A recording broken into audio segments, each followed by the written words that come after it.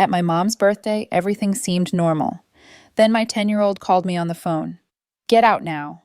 "What happened?" I asked. Her voice shook. "Get out of the house." I obeyed. It was the last time I ever stepped foot in my parents' home. 3 months later, they were begging me to forgive them. It was just a birthday, a regular middle-of-the-road pastel and paper napkins kind of birthday. My mom had made that fruit tart she always makes when she wants to look low effort, but still superior. My dad was telling one of his go-to stories about how hard life used to be. My sister Bianca had brought balloons and was acting like she hadn't spent the morning yelling at her kids. In other words, everything felt normal, the kind of normal you stop noticing when you live inside it. Same smells, same voices, same rhythms, a few laughs, some complaints. My daughter Freya had disappeared off somewhere to play or read. There were cupcakes, cheap wine, background music, no drama, no shouting, no tension I could feel in the air. I wasn't even thinking. I was just existing in it, floating through it, keeping my head down and my mouth shut like I'd trained myself to do. Keep things light. Don't bring up the hard stuff. Smile like you're not tired. Play along. Looking back now, I want to shake myself. How did I not feel it? How did I not notice anything was off? But I didn't. If anything, I thought maybe things were starting to get better, that maybe we'd all settled into some kind of peace. I even caught myself smiling once or twice. And then my phone rang. I pulled it out of my pocket and blinked at the screen. My daughter calling. That was strange. She usually just came and found me if she needed something. I looked around. Didn't see her. Maybe she was upstairs or in the backyard. I answered, "Hey, what's up?" Her voice hit me like a punch. "Get out now." I stopped moving. The room didn't stop, but I did, like the air had shifted. "What happened?" I asked. "Just get out of the house, please, right now." Her voice was shaking. She was whispering. She sounded scared.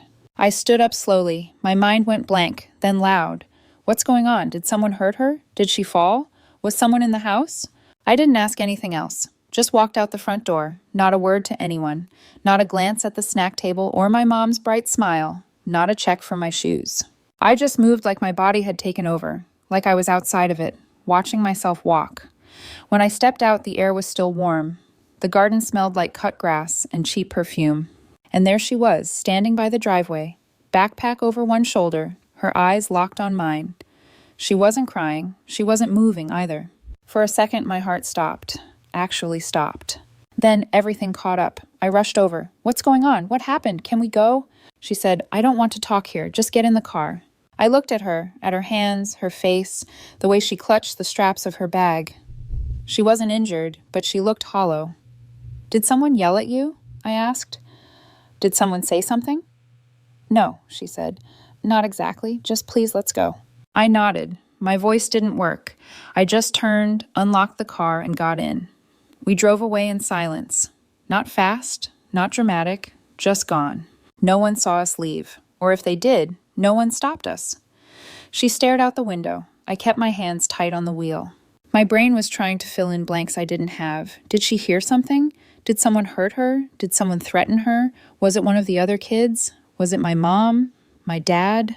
Everything was possible. Every idea was worse than the one before. I wanted to ask more. I didn't. We pulled into a parking lot by an old garden center a few blocks away. It was closed. Quiet. I turned off the engine. Just sat there. "Okay," I said finally, gently. "We're alone. You can tell me now what happened." She didn't answer. I looked at her. Her hands were in her lap. She was still staring straight ahead. After a moment, she said, "I don't want to go back. Not to Grandma, not to Grandpa, not to that house. Not ever again." I felt like the breath had been knocked out of me. Her voice wasn't angry or dramatic. It was flat, honest. The way you say something when you've already made the decision and lived with it in your head for hours before saying it out loud. "I don't understand," I said softly. "I thought everything was fine. What happened?" She just shook her head. "Please don't make me go back." I sat there, staring at the steering wheel, trying to make my brain catch up, trying to connect the dots when I hadn't even seen the board. "I won't," I said finally. "I won't take you back there." And that was it. She didn't explain. I didn't push. We just sat in silence, me wondering how I'd missed whatever she saw, her quietly trying to hold herself together in the passenger seat. I kept trying to play the day back in my head, replaying everything, every look, every comment, every missed moment, and I had nothing. That's what scared me the most. I didn't see it coming. I lived in that house. I knew these people, thought I knew, and she had seen something that made her want to run. And I'd never forget the way she sounded on the phone, like her life depended on getting out, like mine did too. Before any of that, though, there was a whole life that led us here. I was the oldest of two girls. You'd think that came with authority, leadership, maybe even a little favoritism, not in my family. In my family, being the eldest meant you were the guinea pig. The let's see what happens if we do this child. When I turned 15 and got a job at the local bakery, my parents clapped like I'd just been knighted. Not because they were proud, because now I could help with the bills. We all contribute in this house, my mom said, waving off my protests when I wanted to buy myself a pair of jeans. By 16, I was handing over half my paycheck and doing weekend shifts no one asked me to take. I told myself it was noble, family-oriented, maybe even mature. Then my sister hit the same age. No job, no pressure, no mention of contributing. She got to sleep in and go to the mall with her friends while I was elbow deep in dish soap and overtime. I asked my mom once, gently, why that was. "She's just not built the same way as you," she said. As if I was a factory model and my sister was a porcelain doll. So, I swallowed it. I didn't want to be petty. I didn't want to make trouble. Besides, I was doing okay. I had plans. I had a future. Or so I thought. I married young. Too young, probably. But I thought I was happy. My husband Vincent was charming in that low-energy, passive sort of way that makes you think he's easygoing. He wasn't. I worked a lot. I had a good job. Better than good. Long hours, good salary, solid reputation. Vincent worked part-time. Said he wanted to spend more time with Freya. Said I was better at the career stuff anyway. And at the time, that worked for me. I didn't question it. I didn't realize how fast imbalance can start to feel like normal. Then things shifted. Gradually at first. He got short-tempered, withdrawn, snapped more often. His presence started to feel like walking on cracked glass. Nothing broken yet, but you felt it in your steps. And it bled over, not just with me, with our daughter too. Not hitting, not bruises, but shouting, slamming, long silences, threats muttered just low enough to deny. The final straw was the bottle. He threw it across the room, didn't hit anyone. Didn't mean to, he said. But our daughter was in the hallway when it shattered. She flinched so hard she dropped the mug in her hands, and something in me cracked.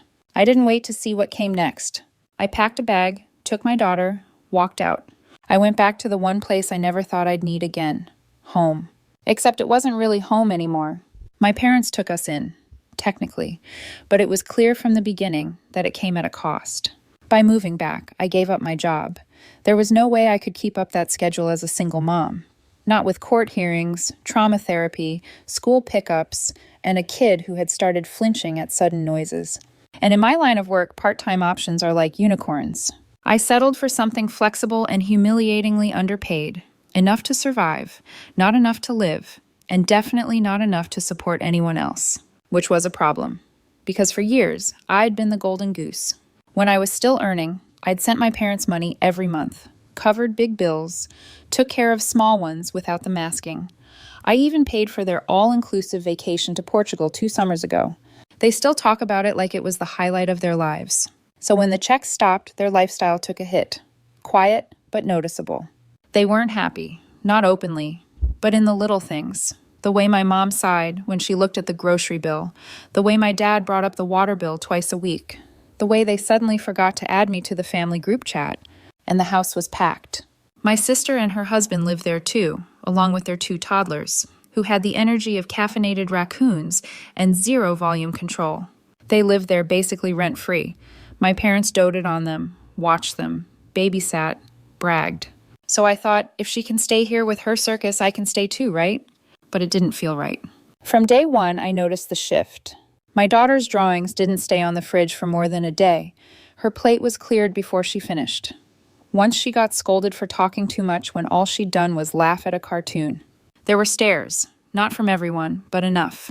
She noticed it too. Of course she did. She stopped spending time downstairs. She clung to me more. She asked if we could have our own place soon. And I told her we would. That this was just temporary. That family was supposed to help. I really believed that, until the day she called me and told me to get out of the house.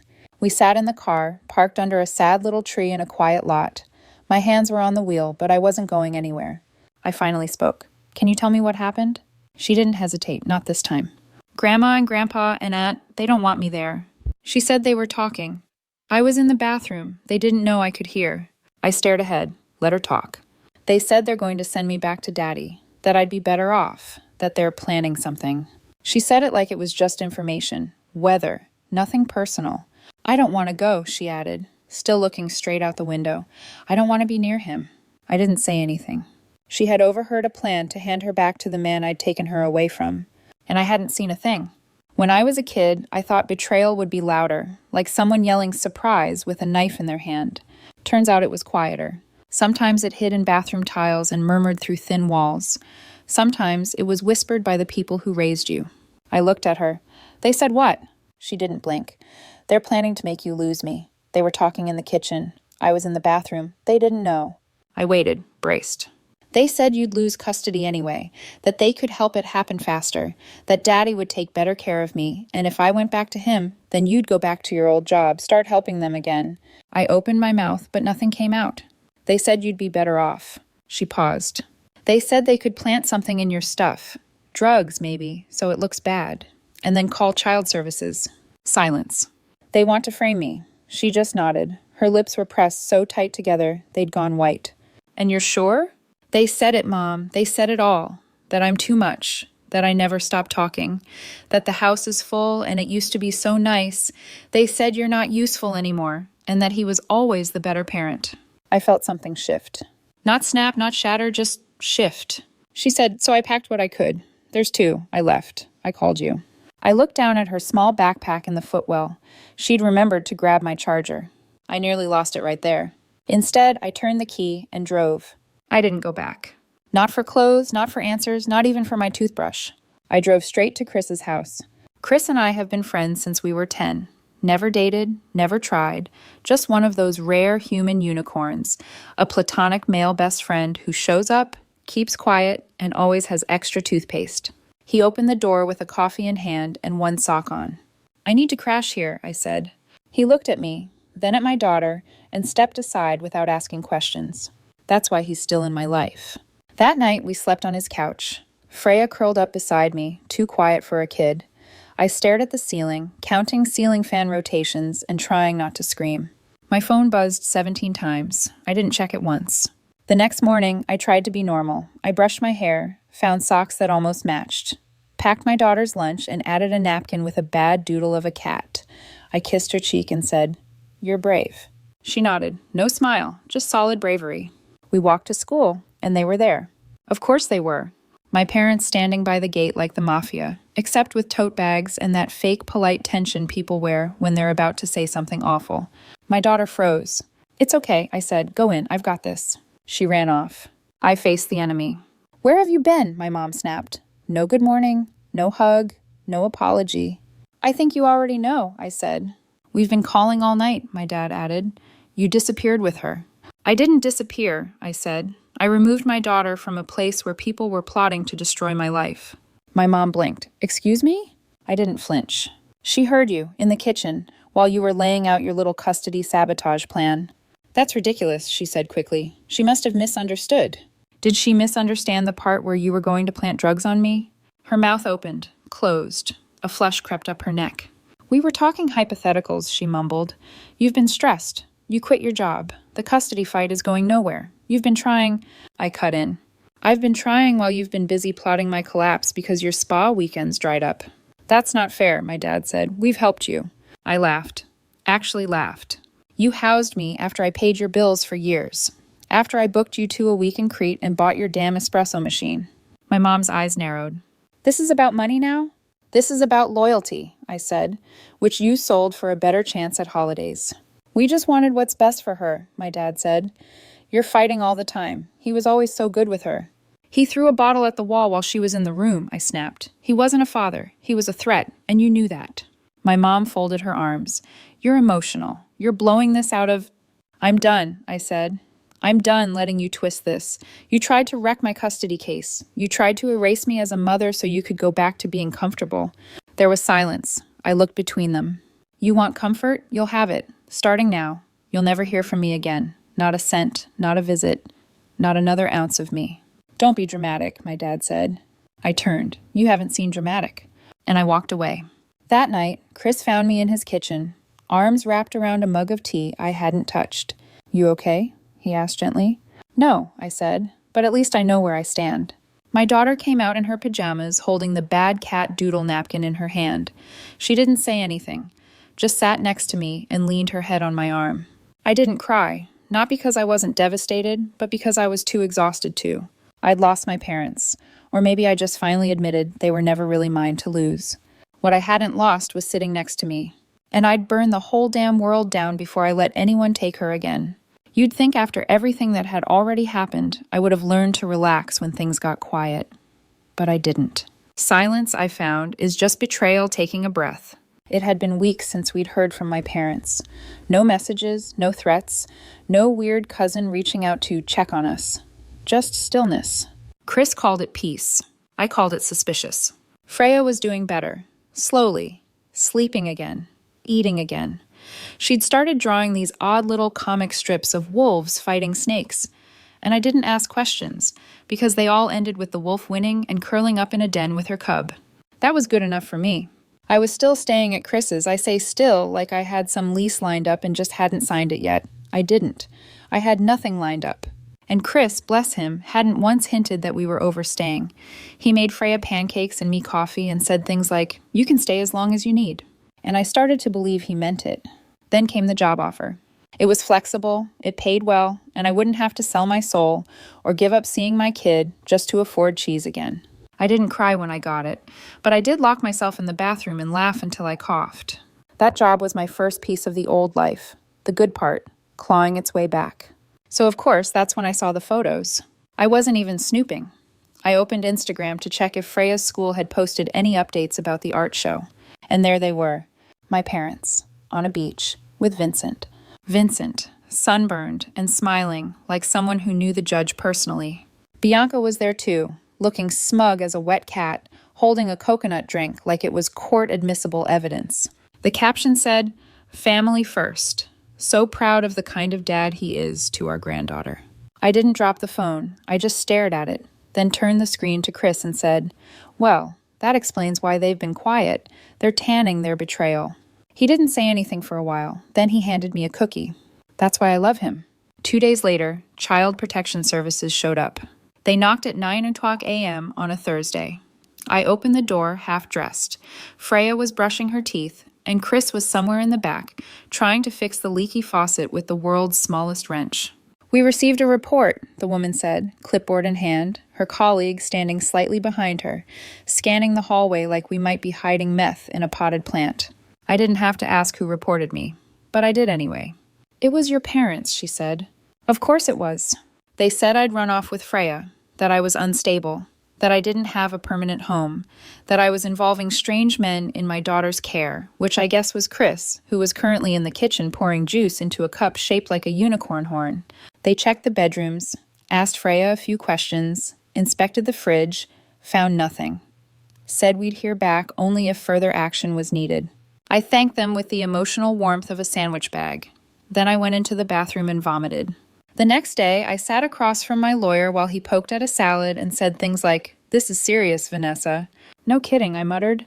He explained that if my parents testified for Vincent in the custody case, which was now days away, it would hurt. A lot. "They're close family," he said. "They know you well. If they paint a picture of instability, it'll hold weight." I looked at my lawyer, who once wore a tie with flamingos on it to mediation, and asked, "Do you think I'm going to lose her?" He sighed. "Not if she speaks." That night, Freya asked me if she would have to talk in court. I said yes, if she wanted to stay with me. She didn't even blink. She just said, "Good," and went back to sketching her wolf comic. This one had snakes wearing grandma wigs. The courtroom smelled like air freshener and lies. Vincent showed up in a suit so stiff it looked like it was wearing him. My parents came in after him, sat behind his chair like they belonged to him now. Bianca didn't even look my way. Freya sat beside me, swinging her legs nervously. Chris gave me a half smile and sat in the back, a steady shadow. The first day was brutal. My parents took the stand and said I was moody and not emotionally stable. My mother said I'd always been too sensitive. My father nodded, like he was being interviewed for a documentary called How to Destroy Your Daughter in Court. Bianca echoed them. Vincent was a wonderful father, she said. He stayed home. He cared for Freya. He was always patient. I wanted to stand up and scream. Then why the hell did I leave him? But I didn't. I sat there, nails digging into my palm, while they described a version of me I didn't recognize. And then finally, it was Freya's turn. She took the stand like it was a school presentation, looked at the judge, not at her father. I want to live with my mom, she said. She listens to me. She makes me feel safe. She's never yelled at me. They asked about Vincent.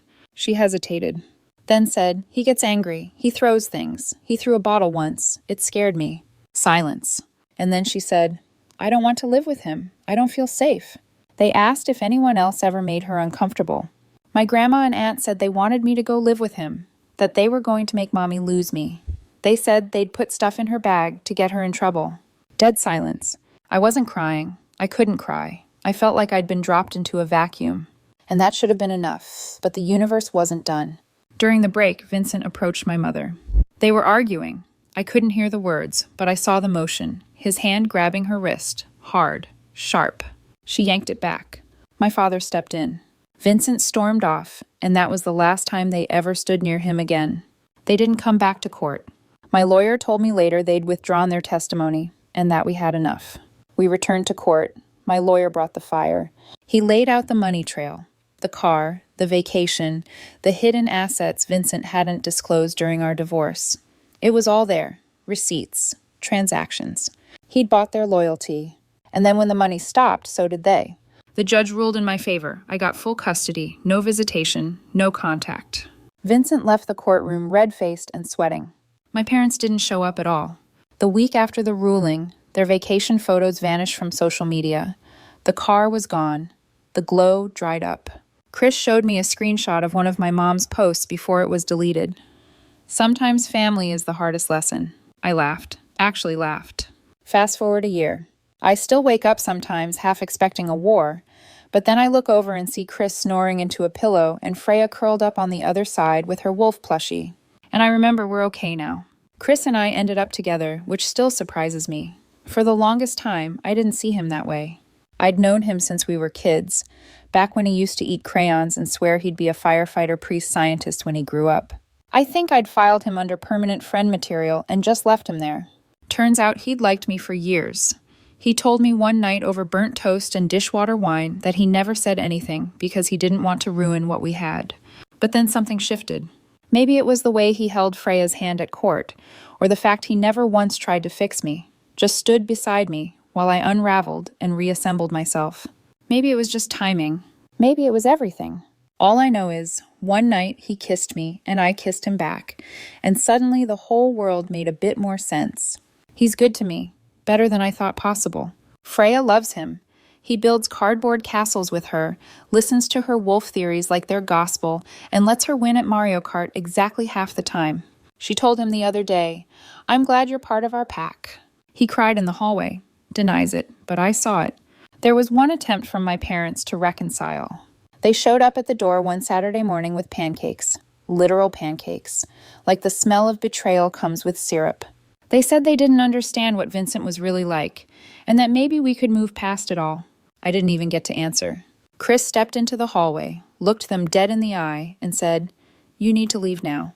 Freya peeked out and nodded like backup. They left. I haven't heard from them since. I did hear through the grapevine that things haven't been easy for them.